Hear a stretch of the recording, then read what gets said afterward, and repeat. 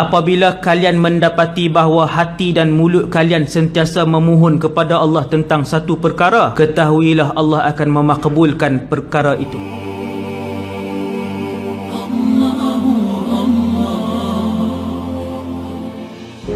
Maka Nabi kata, ketika mana aku diperlihatkan tentang keadaan suasana syurga, aku mendapati majoriti orang-orang syurga adalah di kalangan orang-orang miskin. 10 orang, 7 orang miskin. Nabi sebut kebanyakan ahli syurga di kalangan ni hak tak masyhur, yang tak ada jawatan, yang miskin tapi yang soleh, jaga-jaga hak duit banyak, kuota kuih kecil tu. Dan yang keempat, kata para ulama, masuk syurga ni kita hak mana tak tahu. Yang keempat adalah kumpulan yang dipanggil oleh Rasulullah sallallahu alaihi wasallam untuk masuk syurga tanpa ditimbang dan tanpa melalui azab. Kata para ulama, apabila kalian mendapati bahawa hati dan mulut kalian sentiasa memohon kepada Allah tentang satu perkara, ketahuilah Allah akan memakbulkan perkara itu, permintaan itu. Tuan-tuan muhasabah tak 10 saat. Siapa hari-hari minta redha Allah, minta syurga Allah, mulut dia. Siapa yang bahkan bukan tiap-tiap hari ustaz, tiap jam, mulut dan hati dia akan sebut, ya Allah, masukkanlah aku dan ahli keluargaku ke dalam syurgamu tanpa dihisab, dihitung dan tanpa diazab. Kata Imam Ibn Athaillah As-Sakandari, ketahuilah Allah nak bagi permintaan tu. Sebab yang mengingatkan kita ialah Allah. Yang mengingatkan hati kita, yang menggerakkan bibir kita untuk memohon redha dan syurga ialah Allah, bukan kita. Tuan, kalau kita semua lupa, kunci kereta lupa, kunci rumah lupa, sidai baju lupa, gas nak habis lupa, hak teruk lagi motor, minyak motor lupa, habis lah sampai tengah jalan lah lupa juga. Hak minyak motor lupa ni nak suruh ingat syurga hari-hari payah. Tetapi bila hati dan mulut dia selalu sebut tentang syurga, Allah yang peringat, kerana Allah nak bagi benda tu.